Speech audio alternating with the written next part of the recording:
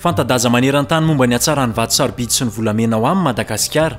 Anisany antom-pivelomam-pony eto amin'ny firenena io sehatra io ao arian'ny fambolena satria malagasy atapitrisany maro no mitrandraka io harena io. Na dia izany aza, tsy ara-dalàna avokoa ny ankamaroany fitrandrahana hany ka miteraka fatiantoka lehibe eo amin'ny kitapo-bola-panjakana. Tsy izany ihany, maro ny olona mampiasa azy ho famotsim-bola.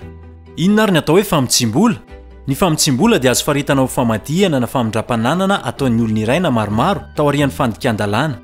Fanafenana na fanaovana osika momba ny toe-javatra iray, ny fiaviany, ny toerana misy azy, ny mombamomba ny tompony ka fantatra mialofa tamin'ny alalan'ny fandikan-dalàna ny nahazoana azy. Ary farany, ny fandraisana na fampiasana ny fananany iray azo avy amin'ny fandikan-dalàna dia famotsim-bola avy hatrany. Iny indray ary ny atao hoe vola maloto. Maloto ny vola rehefa azo na nafindra na nampiasaina tamin'ny tsy ara-dalàna. Azo lazaina fa maloto ny vola raha toa ka tsy ara-dalàna ny fetsiny. Ohatra amin'izany ny fanodikodinana volam-panjakana. Vola azo tamin'ny fomba tsy ara-dalàna na tamin'ny asa voararan'ny lalàna toy ny kolikoly, ny famarotana zava-mahadomelina, ny fitrandrahana na fanondranana zava-boary voarara sy ny sisa.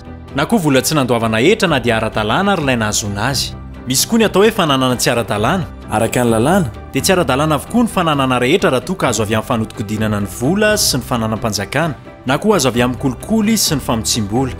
Fa maninona ny zava-dehibe ho an'ny firenena ny ady amin'ny kolikoly sy ny famotsim-bola? Tsy tokony hisaraka ny paikady amin'ny kolikoly sy ny famotsim-bola satria mifampiankina izy roa tonta. Fantary koa fa ny paikady amin'ny famotsim-bola dia fitaovana sarobidy amin'ny ady amin'ny kolikoly avolenta izay mety mahakasika manokana ireo mpanao politika. Ny fomba famotsim-bola ataon'ny olona iray dia matetika hita taratra avokoa rehefa vao marina fa nisy fandikan-dalàna nataony teo aloha. Misy fetrany ny paikady amin'ny famotsim-bola eo amin'ny sehatra iraisam-pirenena ka mahatonga ny mpanao politika tsy hanao fanambarana feno momba ny fananany. Inona avy ary ireo vokatra-dratsy mety ateraky ny famotsim-bola? Eo amin'ny lafin'ny toe-karena, ny fandikan-dalàna ateraky ny famotsim-bola toy ny kolikoly sy ny osika dia mety hampihena ny fampandrosoana ny firenena.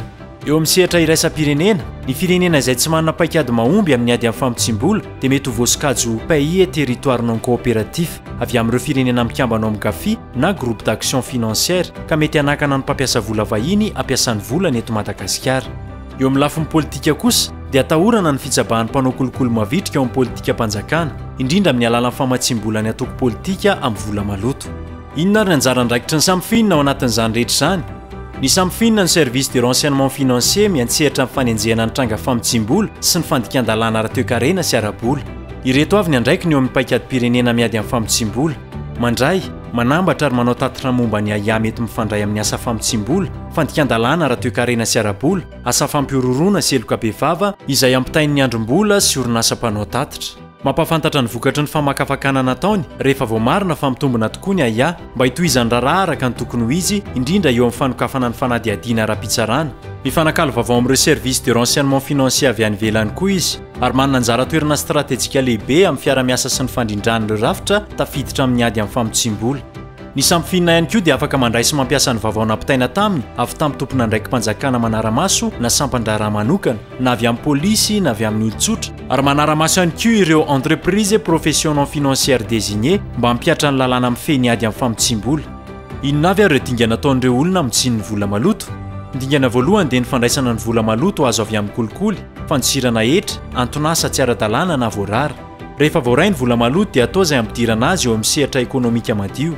Mety iseho amin'ny endrika maro samihafa izany tahaka ny fandotsahana ny vola any amin'ny banky, fanaovana fifanarahana osika, fanakalozan'ireo vola ho sandam-bola na devise hafa, famarotana sy fividianana entana fironina sy ny sisa.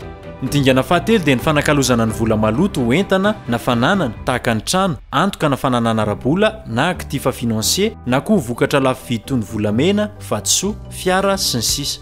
Ity manaraka ity dia misy tranga mampiseho ny karazana famotsim-bola eo amin'ny sehatry ny fitrandrahana vatosoa eto Madagasikara.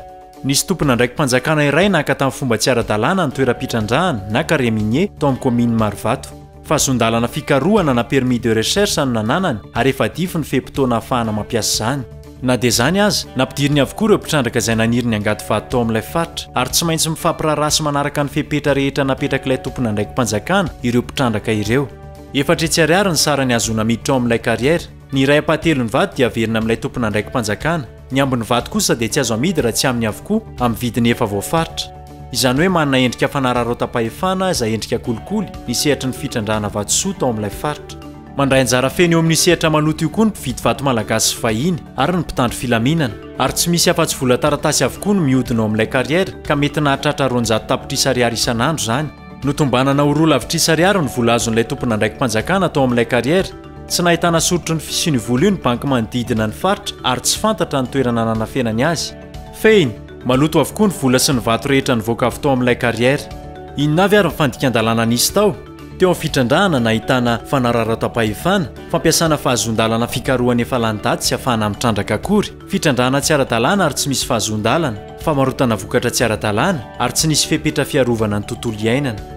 Teo amin'ny fitaterana nahitana fitaterana vokatra tsy nahazoana lalana ary kolokolo sy fanararaotana tao ampitandro filaminana.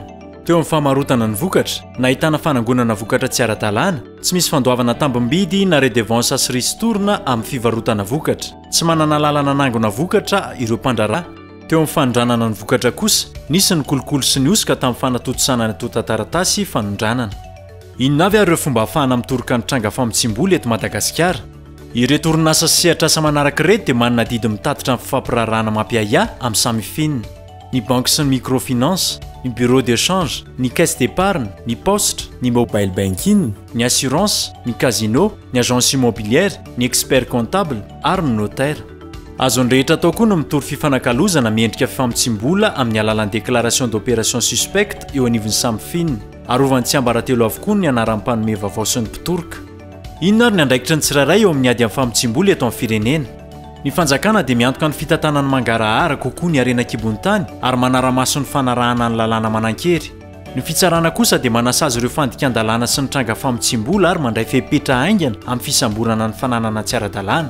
Anjaran'ny mpitrandraka ny manaja tanteraka ny fitsipika apetraky ny lalàna ary manaja ny tontolo iainana. Ny sampanara-bola, ny sehatra tsy miankina ary ny fiarahamonim-pirenena sy ny olom-pirenena dia afaka mampandreny manam-pahefana amin'izay tranga mampiahiahy rehetra. Zava-dehibe ny mahafantatra fa ny olom-pirenena tsirairay dia manana andraikitra lehibe ny amin'ny ady amin'ny famotsim-bola sy ny kolikoly mba ahafahany manam-pahefana hitondra ny mpanao heloka be vava eo amin'ny fitsarana sy sambotra sy angeja ireo fananana rehetra tsy ara-dalàna. Koa entanina ary sika rehetra tompona andraikitra eo anivon'ny fanjakana, ny eo amin'ny sehatra tsy miankina, ny mpandraharaha, ny fiarahamonim-pirenena sy sika rehetra izay mahita tranga mampiahiahy mba hampandreny manam-pahefana amin'ny alalan'ireo fitaovana sy rafitra natokana ho an'izany. Sahy mitoroka ny fandikan-dalàna, iadina amin'ny kolikoly sy ny famotsim-bola eo amin'ny sehatry ny fitrandrahana arenan-kibon'ny tany ho fiarovana ny harem-pirenena sy ho tombotsoa antsika rehetra.